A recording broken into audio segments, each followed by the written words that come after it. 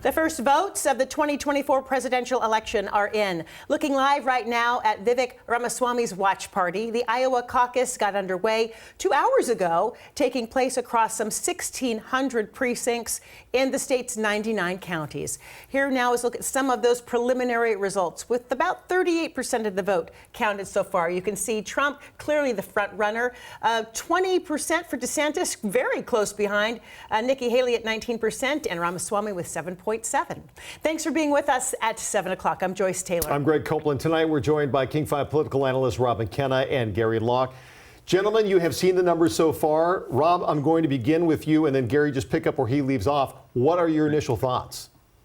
Lack of surprise. Trump was widely forecast to win this. The only question was whether he would be way above 50% or a little above or a little below. Right now, he's a little above 50%, probably not as good a result as he had hoped. We all have been watching the battle for second place, and it looks like it's neck and neck between Governor Haley and Governor DeSantis at this point. If DeSantis comes in third, I think he'll have to drop out before New Hampshire, which, of course, is where Governor Haley has been spending a lot of her time. And Gary, your thoughts? Well, I think it's, as Rob indicated, it's not quite as decisive as President Trump's supporters and he would have expected and hoped for. I think it gives life to Governor DeSantis and Governor Haley. And even if it's very, very close, even if Governor DeSantis comes in a very close third, I think they're really going to move on to New Hampshire. And I think that will really be very, very telling.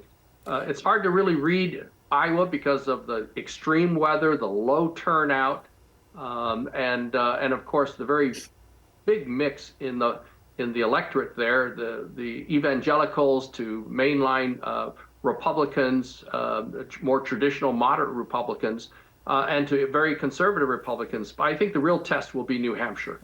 But let's talk about Iowa just for a moment. Rob, Iowa provides less than 2% of the delegates awarded at the national convention for Republicans. So why are these caucuses important at all? Well, because of the first. That's a key reason, right? It's the first look at actual voters casting their ballots, in this case at a caucus instead of a primary election. Second, historically, there have been surprises in Iowa. Jimmy Carter burst onto the national scene because he finished first in Iowa. Having said that, there are lots of examples of candidates who finished first in Iowa and did not go on to become the nominee. Ted Cruz, for example, in 2016, he beat Trump in Iowa, but obviously did not become the nominee in that year. So they're important because they're first, and maybe also because it's the Midwest and people think it's sort of a bellwether. But Iowa is a different state than it was back when Jimmy Carter was running, and it's turned a pretty deep shade of red since then. Gary, let me ask you, when we look at the numbers tonight and Iowa's role in things, and we look at the rest of the Republicans around the state who are watching tonight going, how am I going to vote? Is their vote, you think, already made up, or are they going to be watching Iowa, New Hampshire, as things trickle in?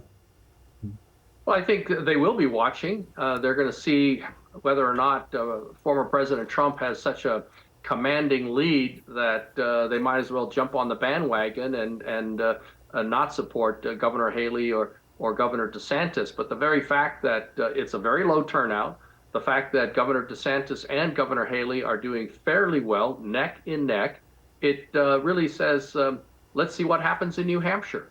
As Rob indicated, Iowa is hard to predict. But it does show whether or not everyday Republicans are going to be so, in the president's camp that he is undefeatable, that he has such an insurmountable lead that everyone else might as well just pack it up and go home and support the president and not even think about supporting DeSantis or Haley. Gentlemen, we're out of time, but we will be looking closely to see who does, in fact, come in second place, as it's neck and neck right now between DeSantis and Nikki Haley. Gary Locke, Rob McKenna, thanks so much for your analysis tonight as we begin the countdown to November. Appreciate your time.